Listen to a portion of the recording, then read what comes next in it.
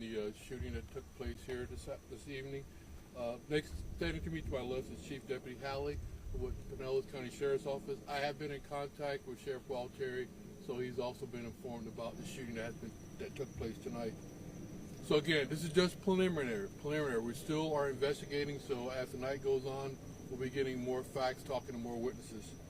So around 6:52 p.m., the Pinellas County Sheriff's Office received a call of a vehicle burglary in progress in the 6300 block of 60th Avenue North.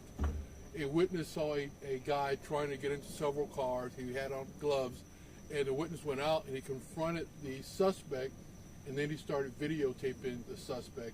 The suspect then left northbound from the location, where he was then spotted later on by the deputies around 62nd Avenue and 64th Street, the Grace Brethren Church.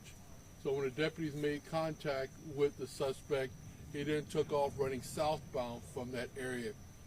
The K-9 and the handler gave pursuit along with the sergeant following the suspect. They jumped over several fences and they ended up in the area around 6385 60th Avenue North. In the backyard, the K-9 is tracking. As they go past a building, the suspect comes out. He shoots at the K-9 handler, striking him several times. Then he turns his gun towards the sergeant, shot several times at the sergeant. The sergeant returned fire. At this point, I can tell you the suspect is deceased. He appears to be an adult white male. The deputy is in stable condition. Again, he was struck several times. His dog is okay. And with that, I'll take any questions at this time. So is this someone that they've been seeing, that been here before, that was dealing with these car burglaries, or how many calls have they been getting in about this? So this was the only call they received around 6:52 p.m. Again, a witness called it in. He started videotaping the suspect. He followed the suspect, and he was giving information to the sheriff's office. They made contact with him just east of this location, and that's when the K-9 and the sergeant gave pursuit, and they tracked him back south of this location. Can you tell us how many shots were fired? How many times was the deputy hit, and the K-9? The dog was not hit. The handler was hit several times. Again, he's in stable condition, and again, the sergeant returned fire and striking the suspect, and he is deceased. Can you give us some information about the sergeant, the deputy? We will release all the information in the morning, again, because the deputy's in the hospital. So tomorrow morning, we will release the name of the deputy that shot, the deputy that's in the hospital, and hopefully we can identify the suspect by tomorrow morning. The sergeant is okay, though? He wasn't hit by gunfire? The sergeant is okay. He ducked out of the way, but again, he was shot at several times. Chief, was anyone else hurt other than the sergeant, the handler, and the man who is deceased now? Okay. The only person that was hurt was the K-9 handler. Again, he was shot several times, and the suspect is deceased. The sergeant that returned fire, he did not get struck by any rounds. And is it the sergeant in the hospital right now, you said? No, the sergeant is here on scene. The corporal, that's the K-9 handler, is the one at the hospital. Have you ever dealt with this individual before? Do you know if you've dealt with him in the past as far as any criminal activity? We don't know. We haven't identified him yet, so we're going to have to wait to go through the process to identify who the suspect is.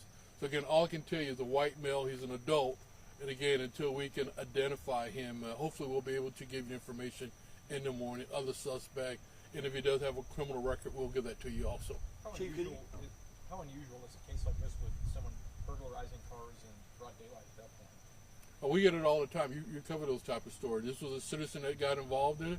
These also that were doing their job, and as they came around in the backyard, like I said, the suspect was waiting for them. And as the handler and the K-9 cleared the building, that's when the suspect shot at the deputy, striking him several times. So he was waiting for them.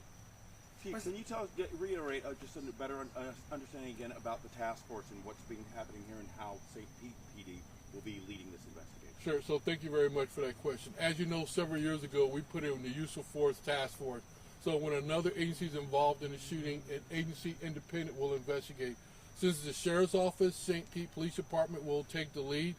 So we'll investigate everything. After we're done with the investigation on the criminal matter, then the State Attorney's Office will look at it. Then we'll turn it over to the Sheriff's Office for him to look at any policy and procedure that he sees that could have been violated. Chief, how long do you expect the roads to be closed as you continue your investigation?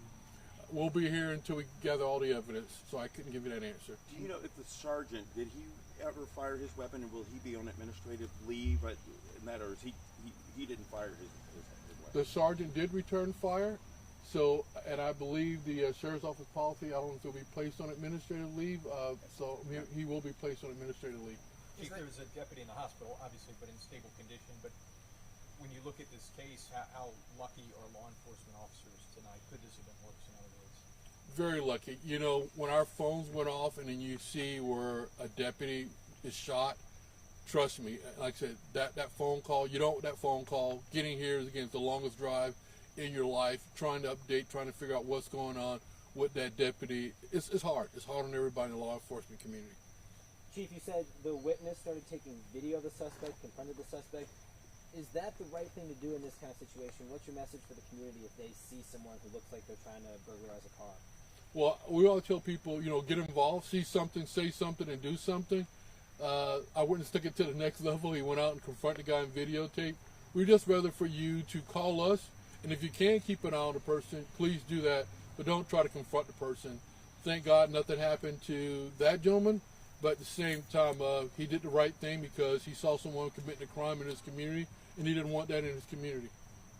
Chief, this is actually the city of Pinellas Park. So is that correct? I believe so. I just didn't know if the initial call came in through Pinellas Park or did it come in direct to the sheriff's office? I don't know. I can get you that information. I don't know if this is an unincorporated area, but I'll find out for you. Any other questions? We will update you in the morning again once we get more information again on the deputies that were involved in it, and hopefully we'll have information on identifying the suspect in the shooting. Thank you, Chief. Thank you.